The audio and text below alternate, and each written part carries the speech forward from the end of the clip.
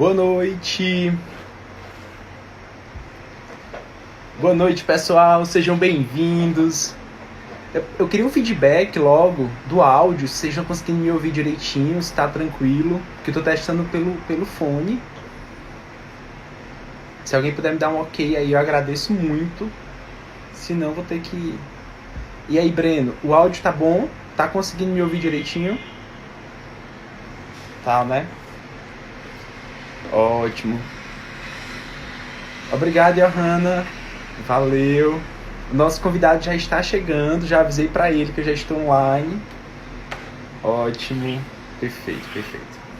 Como de praxe, pontualíssimo, né? São 18h59. 19 horas. O Fernando está entrando já, ele já conversou comigo no WhatsApp. Fala, André, boa noite. André, você tá devendo uma live, hein? A galera quer muito conversar com o segundo colocado do TJ Ceará. Por favor, vamos combinar essa live aí com os nossos seguidores.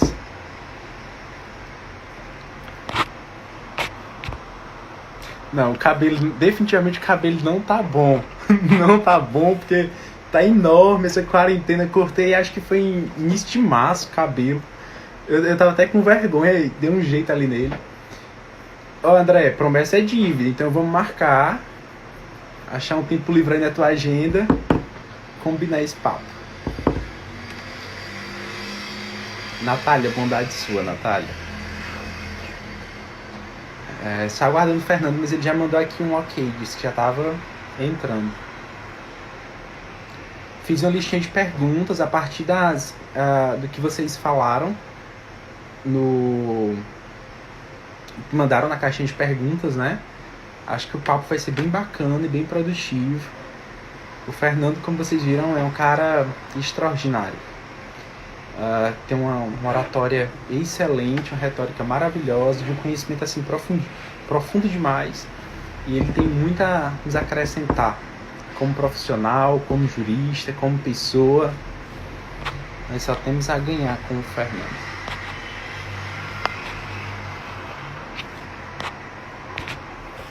Estamos aguardando ele. Ontem ele fez uma live para o IBDFAM. Ele é associado do IBDFAM, que é o Instituto Brasileiro de Direito de Família, né?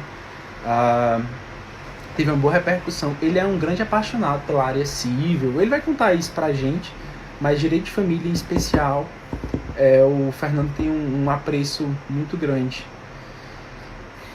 E tem várias curiosidades que até eu quero entender melhor. E, enfim, ele estava na advocacia pública e veio para o Ministério Público, mudou para o Ministério Público.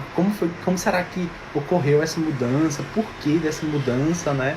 Ele era procurador municipal de Natal, salvo engano. Procurador do município de Natal já há alguns anos.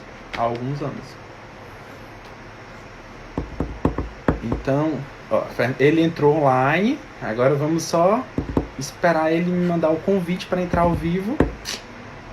E aí eu já aceito.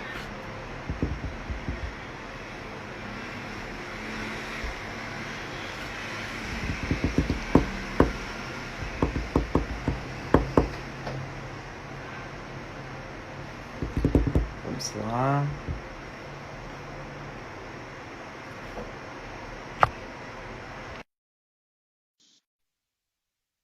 Já. Boa noite, Fernando. Boa noite, meu amigo Ian. Como vai? Tudo em paz, meu grande amigo. Me organizar aqui. Se organize aí, se estabilize. Pronto. Já temos mais de 45 pessoas online aqui, 47 agora, aguardando a gente para trocar uma ideia. A galera já está entrando também. Coisa boa. Você está me ouvindo bem, Fernando? Estou te ouvindo bem. Está me ouvindo bem? Também estou te ouvindo ótimo. Pois então, vamos lá. Eu fiz um roteirozinho, algumas perguntas, alguns temas para a gente conversar a partir de algumas interações de seguidores aqui do Descendo a Toga. E primeiro eu queria começar agradecendo você por ter achado um tempozinho na sua agenda para conversar com a gente. Estou com saudade de você. A gente se viu quando? Na época da prova oral? Acho que foi a última vez, né? Julho. Julho, já vai fazer um ano que a gente se viu. Muita água rolou de lá para cá, Poxa. né, Fernando? Já Foi, houve muita coisa outra aconteceu. moral, uma posse. Que coisa boa. Pois é. Fernando, vamos começar se apresentando. Eu queria saber de onde tu é natural, tua idade, a faculdade que tu se formou. Eu sou natural de Juiz de Fora.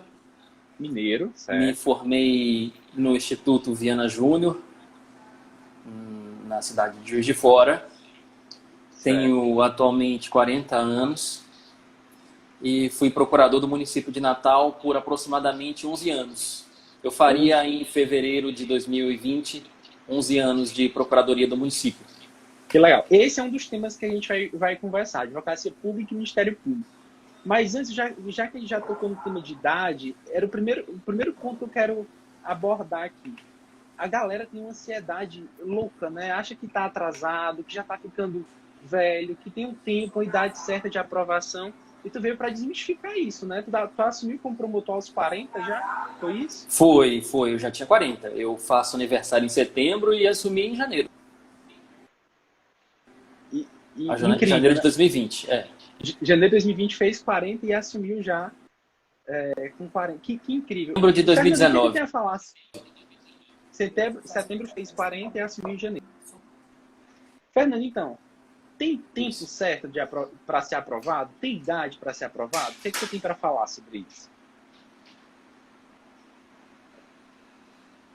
Pai, a pessoa tem que passar pelo menos antes da aposentadoria compulsória, né? Para poder entrar.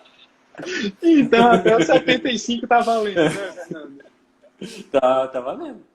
Mas, veja só, eu fiz o concurso para procurador do município, eu tinha 28 anos. Certo. Antes eu já tinha sido professor por 2 anos na Universidade Federal da Bahia. E antes disso eu segui a carreira universitária, a carreira acadêmica, então eu fiz mestrado. Quando eu entrei na Procuradoria do Município, eu já estava engajada para ingressar no doutorado. Então, eu optei pela vida acadêmica antes da vida, vamos dizer assim, de concurseiro. Muitas vezes as pessoas fazem o contrário. Então, talvez por isso eu entrei um pouco depois no serviço público, já com 28 anos. Muitas vezes a gente vê a pessoa entrar com 24, 25. Mas eu fiz essa escolha. E me realizei profissionalmente lá na Procuradoria do Município, passei quase 11 anos, mas eu achava que eu podia fazer algo diferente porque eu queria ter uma atuação específica nos direitos difusos, em especial os direitos da pessoa com deficiência, e na advocacia eu tinha condições de fazer isso da maneira tão ampla que eu tenho condições de fazer agora no Ministério Público. Perfeito. Então, a mudança da advocacia pública no Ministério Público foi essa vontade, esse desejo de tutelar os direitos difusos e coletivos, né? Sim. O Estado carece muito Foi dessa proteção e dessa inclusão, não é, Fernando? Carece em todos os níveis estatais. Eu não digo em esferas federativas, não. Horizontalmente, por exemplo, no Estado federado, em todos os assuntos, em todos os temas, nós temos problemas de acessibilidade. Seja na educação, seja na saúde, seja no trabalho, seja na segurança pública, no lazer. Tudo que você possa imaginar que a Constituição prevê de direito fundamental, nós temos problemas de acessibilidade para o exercício desses direitos. E tu acabou sentindo isso na pele durante toda a tua vida, né? Inclusive nas provas do concurso.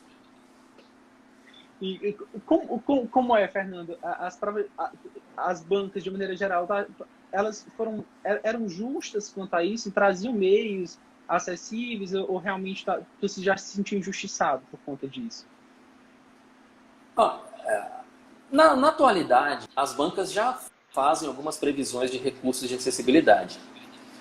O grande problema é que elas não entendem que às vezes a pessoa com deficiência precisa de outro recurso que não aquele que está previsto no edital. Certo. Mas antes, por exemplo, quando eu fiz concurso em 2008, eu cheguei a fazer concurso para procurador do Estado do Piauí em 2008 também. era mais difícil porque as bancas pouco aceitavam os nossos pedidos de acessibilidade. Hoje a coisa está um pouco melhor, embora a gente ainda tenha que, às vezes, recorrer a instâncias administrativas ou judiciais para conseguir fazer as provas do concurso da maneira mais acessível que a gente entende que é adequada. Não que a banca entende, mas que a gente entende ser adequada. Entendo. Eu lembro que tu chegou a judicializar o Piauí ou foi só na esfera administrativa para conseguir resolver? Não. Eu fiquei como subjúdice no Piauí sem judicializar. É incrível. Ah, é verdade. Eu fui ao CNMP, porque no meu caso do Piauí foi o seguinte. Eu fiz a prova objetiva no computador do SESP. Certo. E a prova discursiva também. Mas eu solicitei a consulta em formato digital. Então eu baixo todas as leis do Planalto. Então eu não tenho um VADMEP com índice igual a maioria dos candidatos tem. Eu simplesmente tenho uma pasta com arquivos da legislação que eu vou baixando um por um. E o SESP me impôs a consulta à legislação em formato PDF.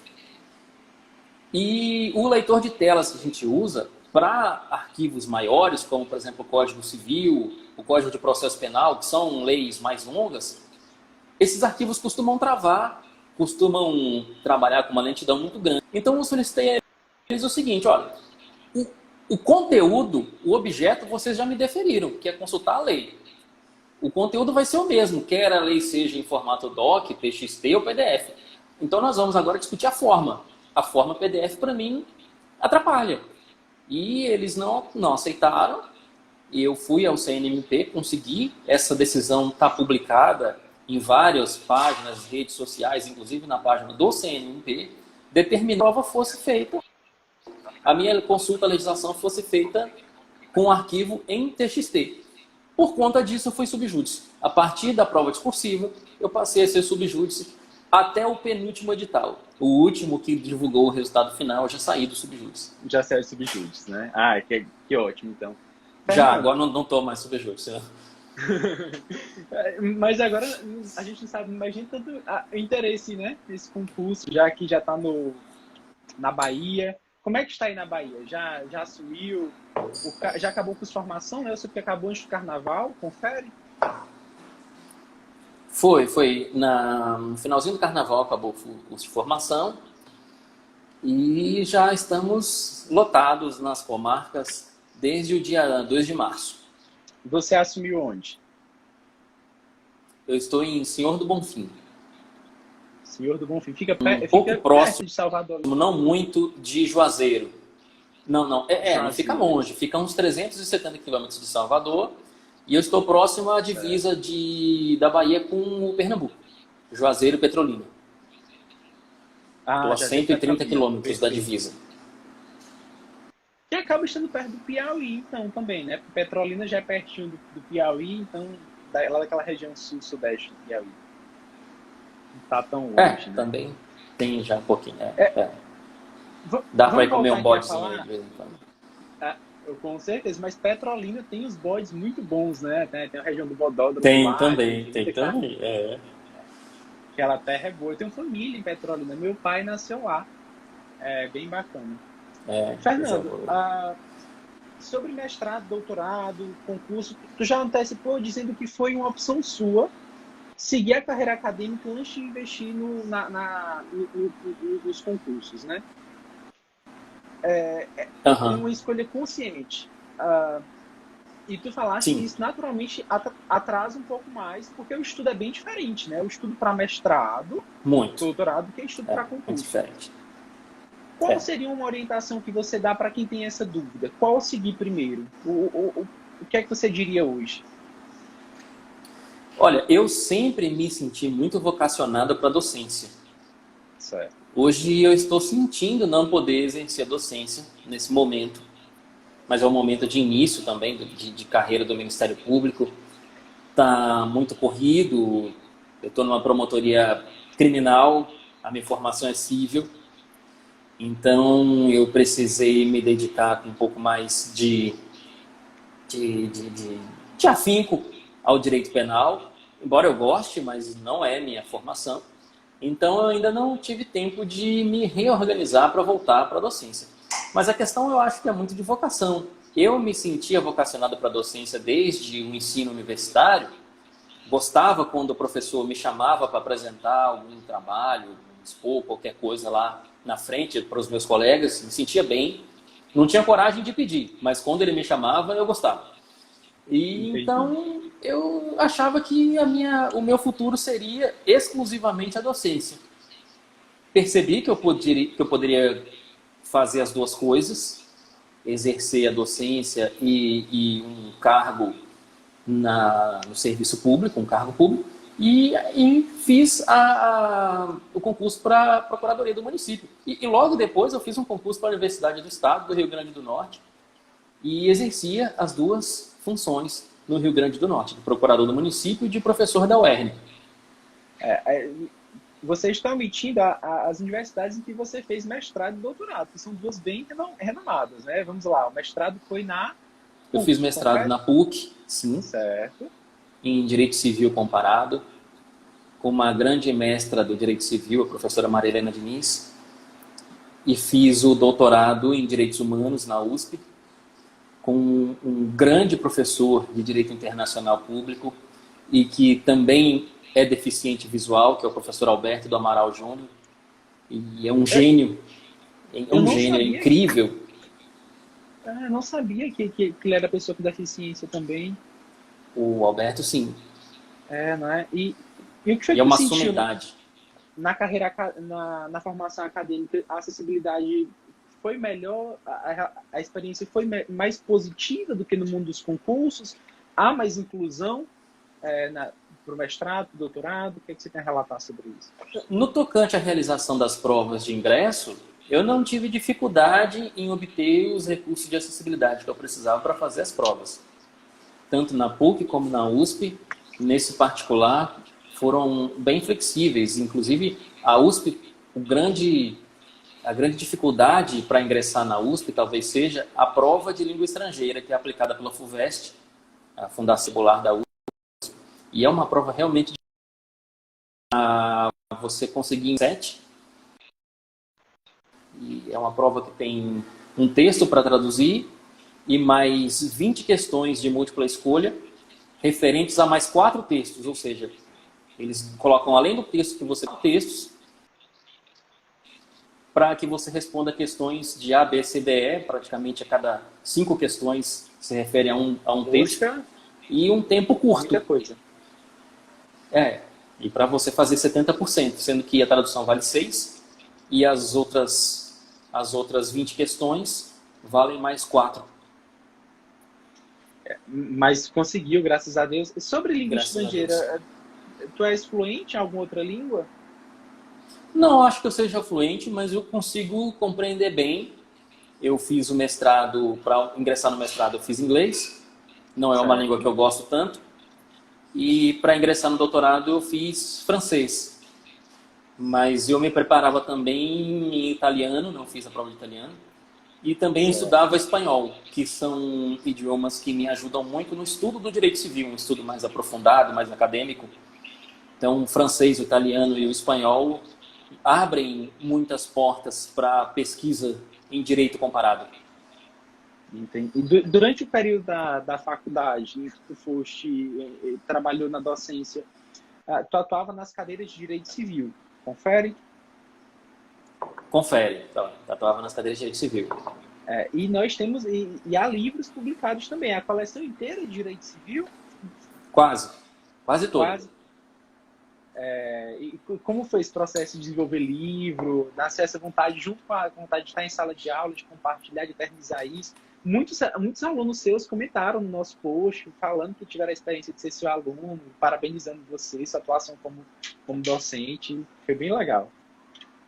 Olha, o início do meu livro foi o seguinte, o título do livro é Direito Civil, o título da coleção. De 7 volumes que eu vou publicar, eu já tenho 5 publicados. E um praticamente pronto para enviar para a editora. E começou assim, eu lecionava na Federal da Bahia e sempre ia na Xerox deixar o material. E determinada vez o rapaz que trabalhava lá me perguntou: professor, veio deixar mais um capítulo da apostila? E eu não considerava o meu material uma apostila. Considerava um tópico, um roteiro, qualquer coisa do tipo. Nunca tinha considerado que aquilo fosse uma apostila. Eu pensei, por que não escrever fazer uma apostila e deixar aqui para os alunos? E aí, refletindo um pouco mais, por que não um livro? E o meu primeiro livro foi o volume 3, comecei pelo volume 3 de contratos, certo, que era a disciplina que eu lecionava na Universidade Federal da Bahia em 2007 e 2008. E aí depois foi incluindo os outros. Direito de família é um tema que tu gosta bastante, né? Tu é associado de BDFAM. Isso. É o próximo que eu vou publicar. É o volume 6, está praticamente pronto, preciso fazer uma revisão. Eu preciso dar uma desafogada aqui no Ministério Público primeiro, mas é o próximo que vai ser publicado. É o volume 6, que é o Direito de Família. Eu tenho publicado agora, recentemente, o 7, que é o de Sucessões. Certo. E aí fica faltando só obrigações? Os 5 reais. Reais. Os outros eu já tenho. Teoria geral, obrigações, contratos, responsabilidade civil, que aí seria do 1 ao 4. Aí pulou para sucessões, que é o 7. Tá certo, o processo criativo é esse, né? A gente tem que ir abraçando o processo na medida em que ele vai acontecendo. E fazendo o que você tem mais facilidade, né? Eu vou deixar direito reais por último. Não que eu não goste, mas é o que eu menos atuo, é o que eu menos tenho contato, mas gosto de lecionar também. Enfim, mas ficou por último. Vai sair. Importante é isso. Quem quiser encontrar seus livros, encontra onde, Fernando?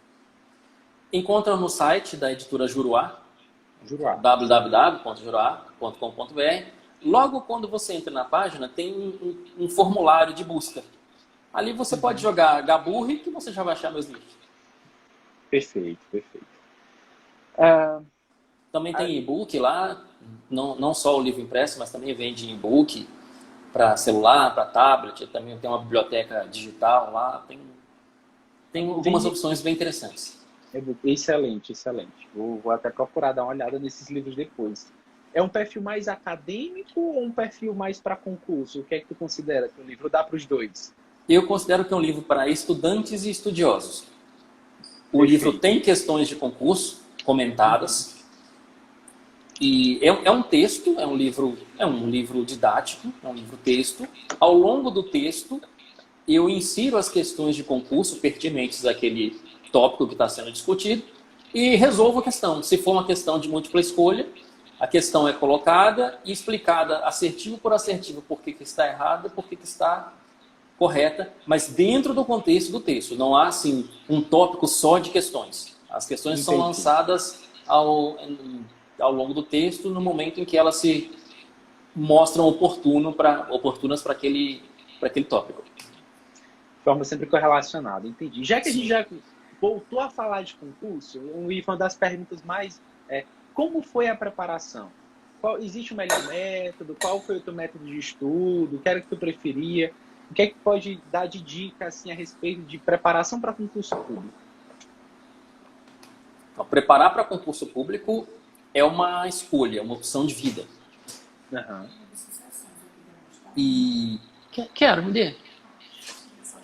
Além, tá aqui, ó, minha assistente está trazendo aqui o volume 7 de Direito das Sucessões. Essa é a edição de 2018, mas já tem a edição de 2020, que é a segunda edição de Direito das Sucessões. Certo, muito bonita a capa. Está aí o livro de Fernanda. Obrigado. Juruá. Enfim. Juruá. Juruá. É uma escolha, Ian. A gente sabe bem que é uma renúncia. Sim. Então, você fazendo concurso, você vai deixar de conviver com a sua família, com a sua namorada, seu namorado, vai deixar de estar com os amigos, finais de semana, feriados, quando as pessoas estão convivendo, permitido, né? A gente estava confinado, estudando para concurso.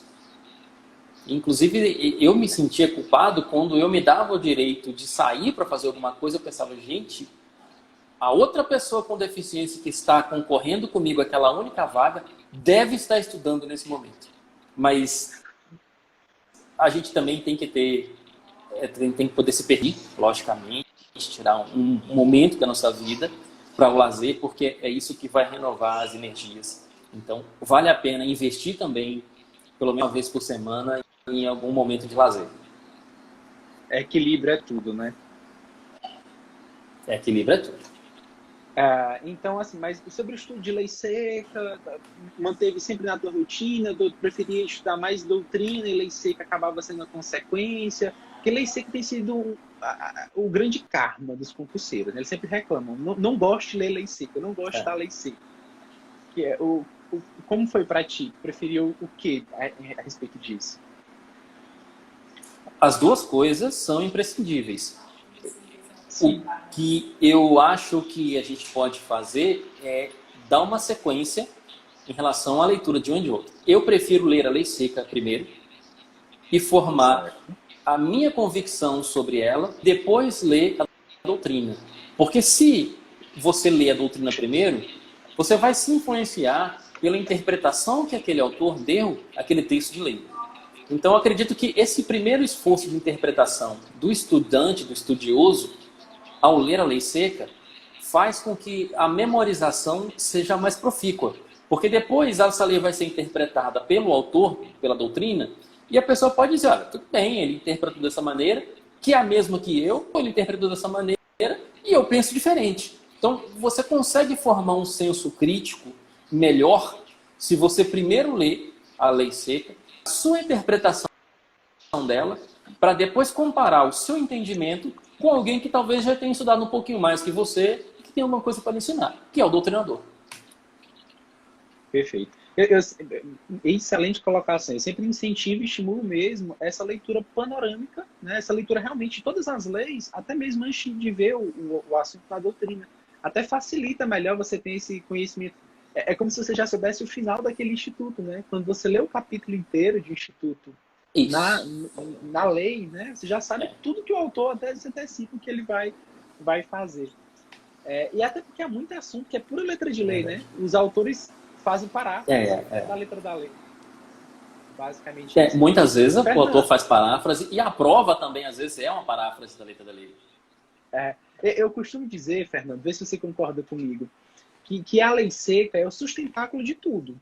Porque nós temos a lei seca como esse eixo principal, e aí nós temos a doutrina, que é a interpretação dos juristas, daqueles estudiosos sobre a lei seca. Nós temos a jurisprudência, que é a interpretação e aplicação pelo tribunal da lei seca. Então, tudo converge para a lei seca, né? Tudo converge para a lei, né? Travou? Tá me ouvindo? Tô te ouvindo. Tá te ouvindo, né? Então, essa metáfora é bem legal. Fernando, tira uma curiosidade. Existe Vadimeco em Braille? Não sei. Não, mas tu nunca usou também, né? Preferiu não. Sempre... Como eu perdi a visão depois, então eu não me alfabetizei em Braille. Eu aprendi o Braille posteriormente. E a questão do Braille é assim, além de ser caro, é uma escrita volumosa. A quantidade de caracteres por linha do alfabeto Braille é menor. Se torna muito longo, volumoso. E como o direito tem essa questão de se mudar muito rapidamente, até que uma obra em Braille fique pronta, e aquela obra já está desatualizada. Então, por essa razão, eu sempre optei pela leitura da legislação em formato digital e também buscava por adquirir, até hoje busco, obras em formato digital. E esse também foi um caminho de luta com as editoras para convencê-los de que eu também tenho direito de ler e preciso ler da maneira como eu posso conhecer o texto, e não é por tinta. Então, quando a gente sai do padrão, tudo fica mais difícil. Porque a pessoa pensa, poxa, mas a gente só vende livro impresso, mas impresso para mim não adianta. Impresso para mim eu não leio. Então, quando você sai do padrão, a sua vida se torna mais difícil. Às vezes você que não está no padrão tem mais coisas em relação às quais reclamar que uma pessoa que está dentro do padrão da sociedade não vai reclamar. Então, às vezes você se torna chato, às vezes você se torna mal visto porque você luta pelos seus direitos, e a outra pessoa que não tem nenhuma deficiência não vai precisar reclamar de certas coisas e se torna mais simpática.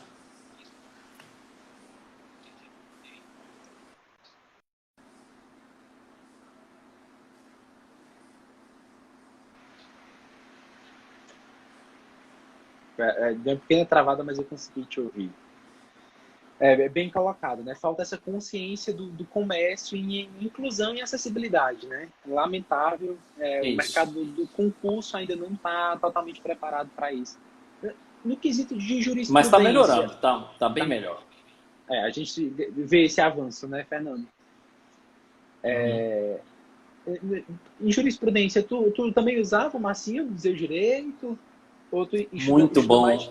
O Marcinho, eu queria mandar um abraço. Acho que todo mundo deve a vida ao Marcinho. E o site dele é super acessível. Né? E é um trabalho extraordinário, incansável que o Márcio faz. E eu acho que cada um de nós que consegue uma aprovação no concurso deve uma parte dessa aprovação ao esforço dele. Ele é incrível, realmente, nós devemos esse agradecimento. Ele tem didática que é impecável, né? Ele tem didática que é incrível. A forma dele explicar um julgado é incrível, a forma dele tornar fácil aquilo que você lê, não entende, ele em 3, 4 linhas consegue lhe explicar. Você até tem dúvida depois, você aprendeu isso tão fácil que apareceu seu assunto. Como é que eu não conseguia entender isso? Assim. Ele vai lá e mostra. Fernando, para ti, qual foi a etapa do concurso de carreira, né, que foi a mais difícil, que sempre tinha mais dificuldade? Primeira fase? Não, primeira fase eu sempre achei fácil. Quando eu fazia concurso para advocacia pública, eu perdi em algumas segundas fases, como por exemplo aí no Piauí em 2008. Mas foi uma peça bem atípica, né? Foi uma ação contra contestação em ação popular. Foi isso? Eu nem lembro. Porque foram 3 fases. Então teve uma prova discursiva que eram 4 questões. Eu já não passei dessa. Aí depois teve uma peça processual. Eu não cheguei aí para a terceira fase. Entendi. Mas no Ministério Público, as provas que eu fiz até hoje, todas eu passei da segunda fase. Agora, qual foi a mais difícil? Eu acho que foi... Não, todas não. Eu não passei na de Santa Catarina.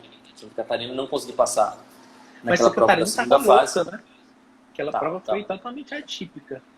E a prova do Mato Grosso do Sul, que eu não sei nem se já foi corrigida. Que foi de julho a agosto de 2018, aquela prova. Foram 6 dias de prova. Uma maratona. E eu não sei nem se ela foi corrigida, que eu parei de acompanhar, mas acho que até uns 30 dias atrás ainda não tinha sido, não. Então quer dizer que tem concurso que está pior do que o do Piauí, né? Que não homologou ainda. Tem concurso que nem corrigiu a segunda fase ainda. Nossa Senhora. Aquela prova tem a idade da minha filha. É sério? A minha filha nasceu no dia 3 de julho de 2018, a prova foi dia 27. Que massa. É filhão de Fernando até agora? Até agora e até sempre. Olha só. A gente não sabe quem é que tá reservado. A gente não sabe, né? É isso. Se depender de mim, é só isso aí. Ei, Fernando, inspiração. Quem foi tua grande inspiração em todo esse processo? Quem foi que sempre foi aquele gás para ti? E é engraçado isso, porque normalmente a gente faz alguma coisa se espelhando em alguém. E eu não tinha em quem espelhar, porque eu não conhecia outra pessoa com deficiência, principalmente visual, que tinha já passado em concurso público, quando eu estava fazendo concurso público. Depois eu conheci. Mas enquanto eu estava fazendo provas, eu não tive contato com ninguém que já tinha sido aprovado. Eu tinha contato com pessoas que também estavam fazendo como eu. eu tinha um trio, era eu, um amigo de São Paulo, um amigo do Rio de Janeiro, que estudávamos e nos ajudávamos com material, e era só quem eu conhecia.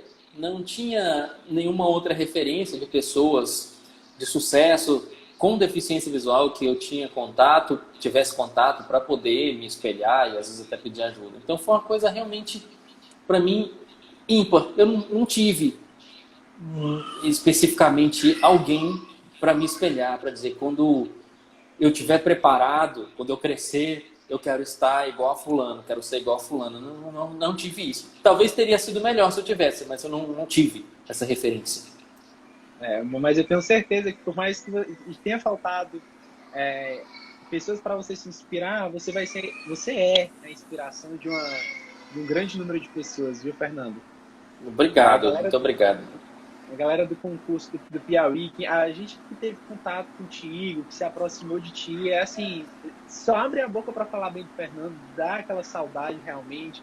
Os momentos que a gente conviveu, compartilhou, foram incríveis.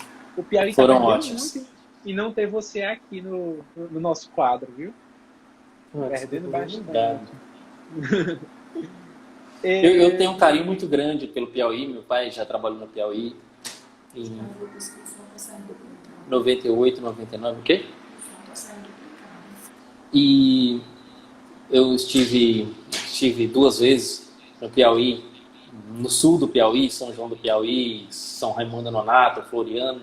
Então, convivi bastante com o pessoal e foi, para mim, muito legal. E agora com vocês, né? Nos últimos dias. Exatamente, nos últimos tempos. Tu chegou a assumir com o Antônio, né? O MP Bahia. Antônio tá aqui, o Antônio é o terceiro colocado no concurso, sou o segundo. Que show. Foi uma prova bem difícil, né? MP Bahia. Foi uma prova bem puxada. A prova oral também. A discursiva eu achei mais difícil. Achou mais, né? Mas a prova oral também foi puxada. A prova oral foi quase 1 hora de prova por pessoa, em pé. Um auditório imenso atrás de você, e você em pé olhando para a banca. Dá para se sentir intimidado, né? 8 examinadores. Poxa, banca própria, não foi? Banca própria. Preparação de prova oral. Fernando, alguma dica, alguma orientação? A prova oral para ti foi só mais uma etapa? A prova oral para mim do Ministério Público da Bahia talvez tenha sido o maior desafio desse concurso. Porque eu fui o único candidato com deficiência aprovado na prova discursiva. Certo. Então, eu só concorria comigo mesmo, porque havia uma vaga e havia eu como único candidato com deficiência. Então, a minha responsabilidade, eu achava que era imensa, porque se eu reprovasse nesse concurso, eu não poderia atribuir essa responsabilidade a ninguém, a não ser a mim. Porque quando alguém faz uma prova melhor que você e te supera, você diz, fulano estudou mais, se preparou mais, foi melhor que eu. Então, isso não ia acontecer. Ou eu passava, ou eu reprovava, por minha culpa, por minha causa. Então, isso para mim foi realmente uma responsabilidade grande. Diferente do Piauí, salvo engano, passaram mais 3 candidatos ou 4 com deficiência na prova oral. Mas aqui teve essa particularidade. Então, eu me cobrei mais na prova oral daqui. E a preparação, eu acho que uma preparação de prova oral é muito treino. Não só estudo de conteúdo também é necessário, mas muito treino. Treinar com os colegas pelo Skype, pessoalmente.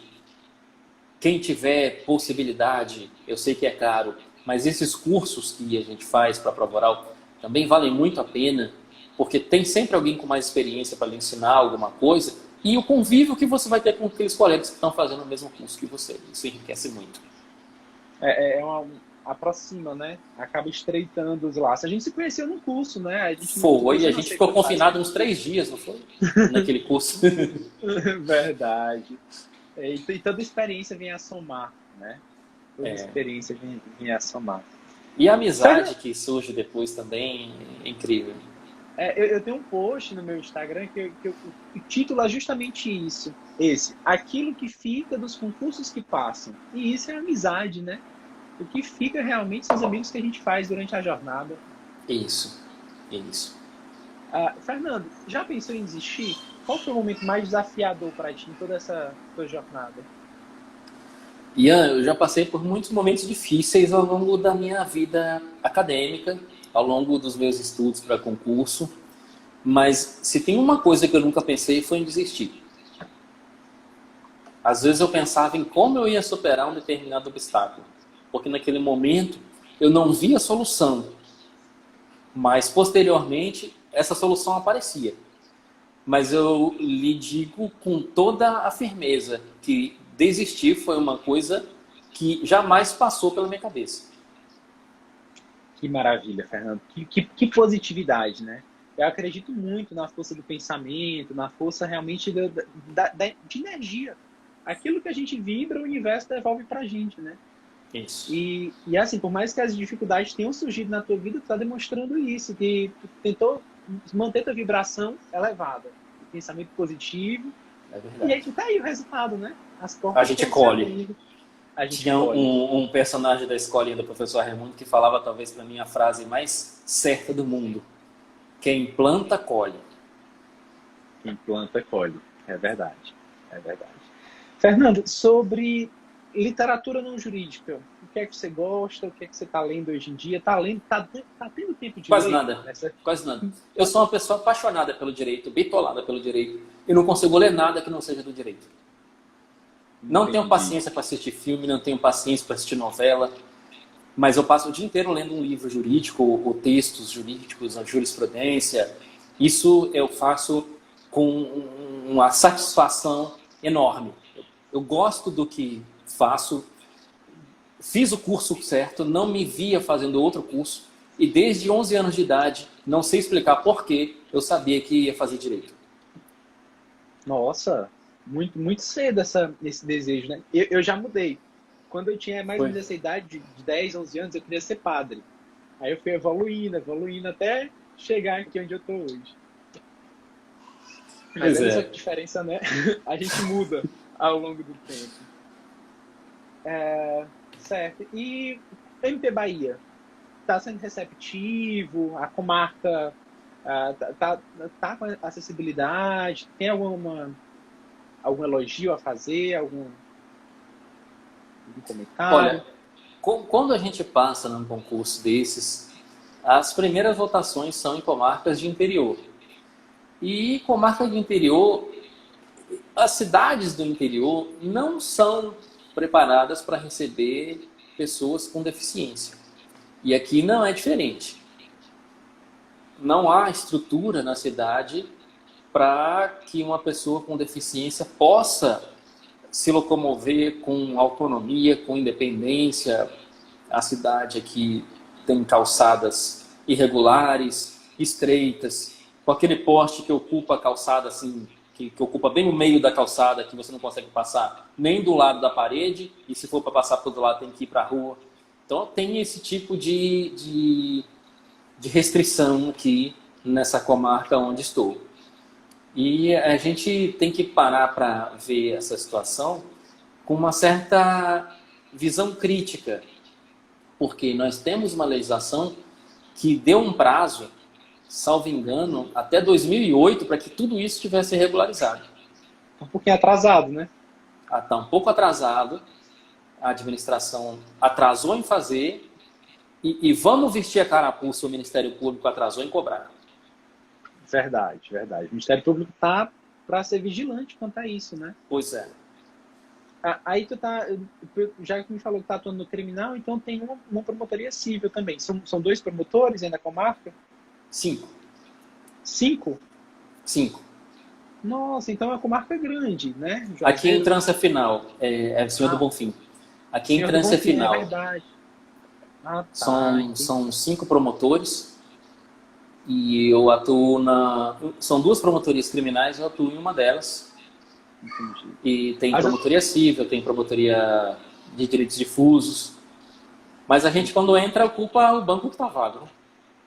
Com certeza. E agradecendo e achando ótimo. E agradecendo e achando bom. Nada a se queixar. Nada a se queixar. Não, eu estou gostando demais de trabalhar no crime. Não é a minha formação, estou tendo que estudar, realmente me empenhar, me esmerar. Mas eu gosto, tô gostando. É até bom sair da zona do conforto, né? Sim. Quando a gente sai da zona do conforto, a gente se sente mais desafiado.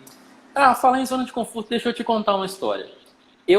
Depois de ter feito mestrado e doutorado, eu comecei a pensar nas provas de título do Ministério Público. Aí eu pensei, vou fazer uma especialização. Só para somar ponto. Certo. Aí essa especialização, eu não consegui somar pontos a tempo no Ministério Público do Piauí. E quando eu concluí a especialização, já tinha passado o momento de entregar o título. Mas aqui eu consegui. E a minha especialização foi em Direito Previdenciário. Foi o que abriu lá na Universidade do Estado do Rio Grande do Norte e eu me matriculei. Eu pensei, bom, eu poderia fazer alguma coisa ligada ao direito de família, que tem toda a ligação com o direito previdenciário, questão de velhice, questão do idoso, enfim.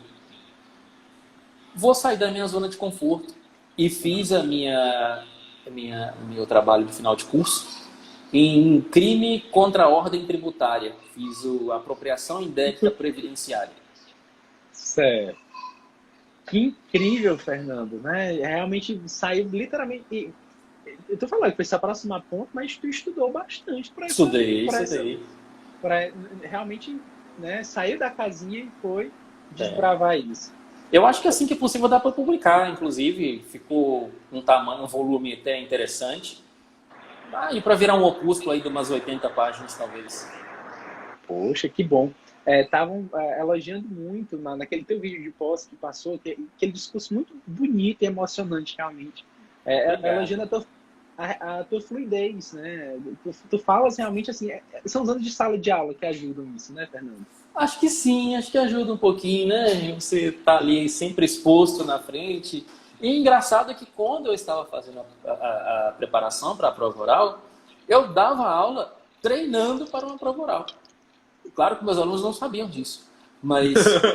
Agora sabe. Agora eles sabem. Até um pouco antes, depois... Um pouco mais para o final do ano, eu já tinha comunicado que eu ia me licenciar da UERN.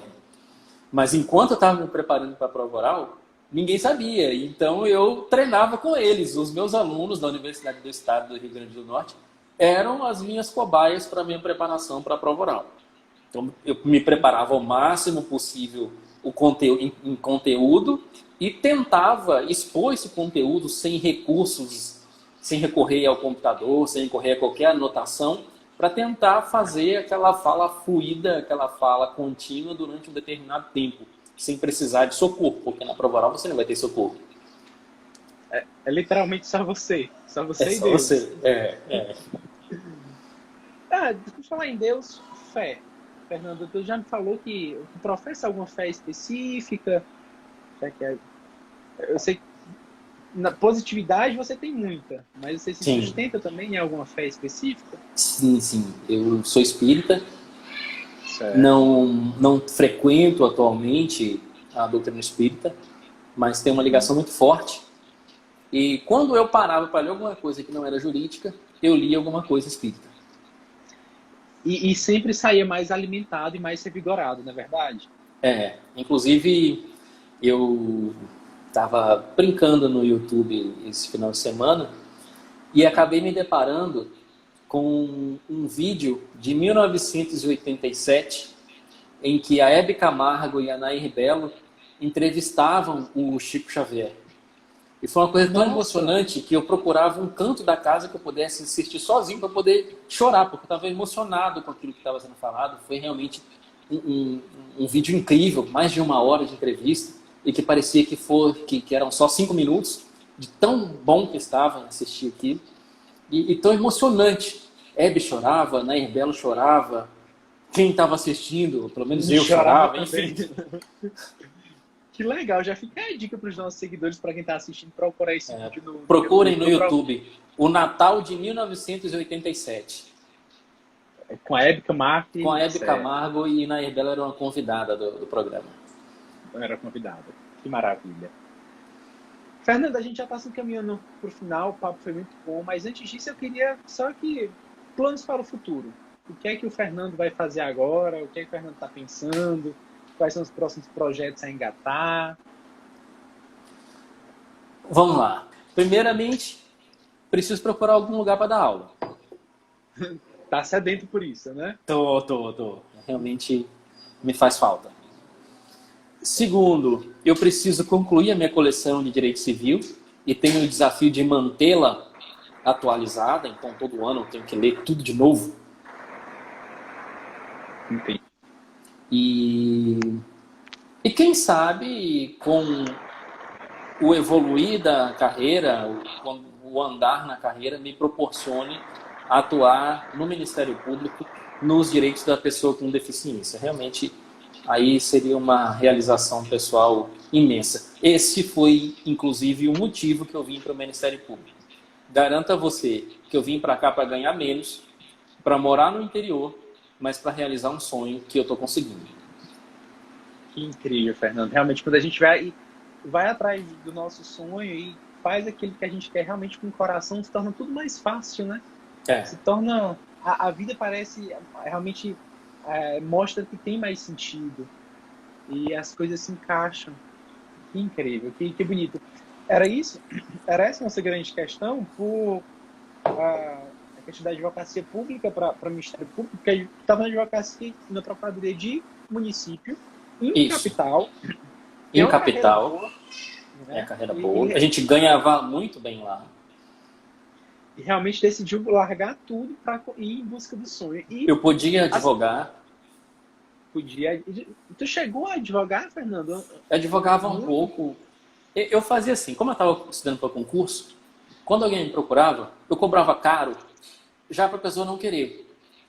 Um ou outro ainda queria. E aí, quando eu queria, me atrapalhava a estudar. Eu torcia para que a pessoa não quisesse. Então, eu pegava poucas causas, justamente por isso, que eu estava realmente focado nos estudos. E eu voltei a estudar, eu já tinha 38 para 39 anos. Eu foi rápido, então, praticamente já era pai. Eu voltei a estudar 10 anos depois. Praticamente, eu voltei a estudar. Depois que voltar a estudar, foi rápido para ter... A aprovação foi, graças a Deus. Mas então, isso, assim, é uma bagagem, né? Resultado de uma bagagem. É uma bagagem. Eu não posso esconder que a parte do direito civil me tornava mais facilidade, porque eu lecionava o direito civil e lecionava tudo de direito civil. Sim. Então se tornava um pouco mais fácil. Não que eu não errasse questões de direito civil nas provas, errava também.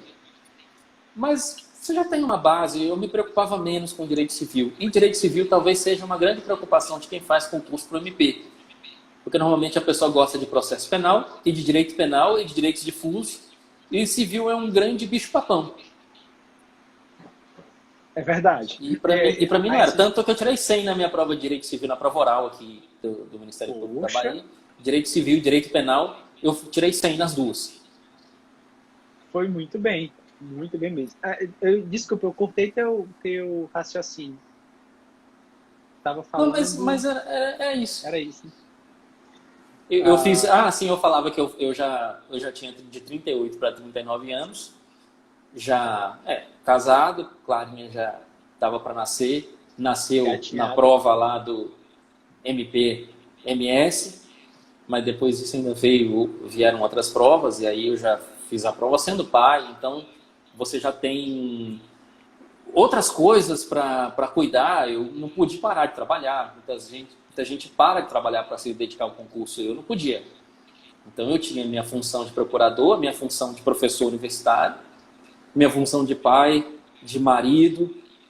Alguma coisa você não faz bem, né? Então, talvez a função de marido eu estava talvez deixando um pouco mais... Mas depois não escutava algumas reclamações. Porque juntando tudo isso aí, alguma coisa tem que deixar a desejar, né? Não dá para fazer tudo bem. Não é um super-homem, né? Mas mostrou que dá certo, né? Se a gente realmente persistir... Olha só, Fernando, trabalhava e estudava, foi aprovado alguns anos mais tarde do que a média, para uma carreira fim, muito bem colocado, enfim, só está mostrando que querer é poder, né? Ontem me julguem, eu assisti Big Brother Brasil, de razão de treinamento, aí a Thelma campeã e tudo mais, fiquei muito feliz pela representatividade dela, pela vitória realmente, mas ela falou uma frase que da mãe dela, que sempre falava para ela, né? Querer, poder, vencer. Uhum. E esses três verbos realmente devem andar sempre juntos, né? Para a gente conquistar, lutar. Tem aquela do Fernando Pessoa, que é um lema de vida para mim, né? Deus quer, o homem sonha, a obra nasce. O primeiro de tudo é o querer de Deus. Sim. Mas só Deus, só Ele querer e a gente não agir, né? Também não adianta. Precisa se unir, né? E a obra nasce justamente dessa comunhão, de agir e da vontade de Deus. Até porque, se a gente parte do pressuposto que Deus é justo, Deus não pode ajudar só você. Porque se Ele ajudar você, Ele te passa na frente do outro. Então é preciso que você exponha o seu mérito para que Ele lhe recompense. Perfeito, Fernando, perfeito. E se a gente realmente... E o legal é isso, né? Sentir a semente da vocação e entender que... Eu sempre costumo fazer essa reflexão, né? Não, se Deus colocar essa sementinha em mim, Ele vai me dar meios para realizar esse sonho. Ele não me daria uma vontade que eu não pudesse alcançar. Você concorda? Concordo. Nosso tempo vai estourar, porque a live vai cair, então eu vou deixar você para fazer as palavras finais e a mensagem final para os nossos seguidores, para quem assistiu a gente até agora. Um recado final que você queira deixar aí, Fernando? Olha, eu vou deixar um recado final muito simples. Eu posso dizer a cada um dos que estão nos assistindo, nos ouvindo, que o homem é do tamanho do seu sonho. Então, é necessário sonhar, é necessário desejar e é necessário lutar por aquilo que verdadeiramente a pessoa acredita. É preciso acreditar. E se você tem verdade naquilo que você acredita, você vai alcançar. Eu, por exemplo, se eu tivesse sonhado em ser um médico, eu jamais alcançaria. Porque não tem verdade nisso. Se eu quisesse ser um jogador de futebol, eu jamais alcançaria. Porque eu não nasci vocacionado para isso. Mas eu sei qual é a minha vocação e, com base nisso, eu acreditei aonde eu podia chegar. E acho que consegui. Não acho que cheguei ao topo, porque também quando a gente chega ao topo, a gente chega no lugar mais próximo da queda. Porque quando a gente chega ao topo, a gente não tem mais para onde ir. Então eu espero nunca chegar ao topo, mas espero também nunca desistir de chegar lá. E vou passar a minha vida toda tentando subir no alto dessa montanha. Espero não chegar, porque se eu chegar, talvez a vida perca a graça. Mas eu vou tentar até o fim. Alcançar cada vez mais e mais. Que maravilha. As reações aqui estão incríveis. Várias palmas, corações subindo. Eu me arrepiei inteiro aqui enquanto você falava e me senti revigorado. Muito, muito obrigado por esse momento. Não vejo a hora da gente se reencontrar de novo. Quero conhecer a sua família. Com certeza. É uma amizade que eu quero levar para a vida. Ian, deixa eu só falar mais uma coisinha, mais uma frasezinha só. E para a gente conseguir o que a gente precisa, o que a gente quer, o que a gente sonha, a gente não precisa passar por cima de ninguém. A gente não precisa derrubar ninguém para chegar aos nossos objetivos. Eu acho que se eu puder falar alguma coisa para quem está nos assistindo, eu falaria isso. É possível chegar à vitória sem desejar o fracasso do próximo. Que maravilha. É preciso esse sentimento de realmente solidariedade, né? Eu costumo usar a metáfora da luz. Quando a gente distribui, quando a gente compartilha, a gente está iluminando outras pessoas que vão acabar refletindo para nós também. Então, quanto melhor a gente puder ser promotores do bem, a gente está construindo algo benéfico para toda a coletividade, né? É isso aí. Então, nós temos que ser multiplicadores do bem. Fernando, e você é um multiplicador do bem, você é uma inspiração para todos nós. Novamente, muito obrigado. Eu que agradeço o convite. O MP Piauí mandou um abração para ti. Muito bom. Conversar mais, mas 25 segundos e vai desligar automaticamente. Mas, eu quero, então, 25 segundos, eu quero pegar o meu vadimeco e fazer um churrasco de carneiro com as folhas do vadimeco. Foi o que eu prometi para a Marina e um dia nós vamos cumprir. Marina, não se esqueça do meu churrasco de carneiro com as páginas do vadimeco. Ela tá assistindo aqui, mandou um abraço. Um abraço, amigo, um abraço para todos. Abração, até mais. Obrigado.